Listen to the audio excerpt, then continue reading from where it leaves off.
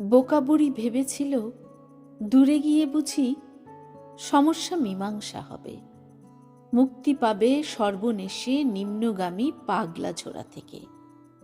চলে এলো বৃদ্ধাবাসে, যেহেতু জীবনে তার দেওয়া হয়ে গেছে সব, যা কিছু দাতব্য ছিল, করা হয়ে গেছে সব, যা কিছু কর্তব্য ছিল। এখন বেকার, এখন উদ্বৃত্ত আয়ু পড়ে থাকে উদ্বৃত্ত প্রত্যহে।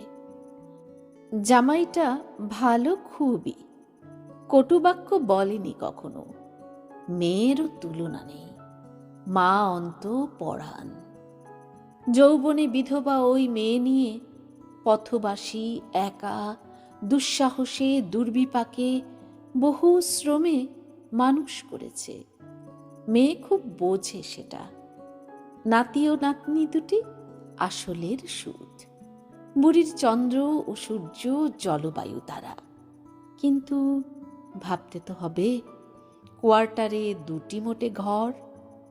বুড়ির এখানে মন বসেনি মোটেই। খেতে বসে রোজ বলবে, বড় ফ্ল্যাট কেনা হলো বলে গুছিয়ে রেখেছি বাস্ক, আর নয় একদিনও এখানে এই মৃত্যুর বাগানে। মেয়ে আসবে এইবারে, মেয়ে এসে ঘরে নিয়ে যাবে। সেই মেয়ে এসেছিল আজ। বলেছিল কি কথা কে জানে।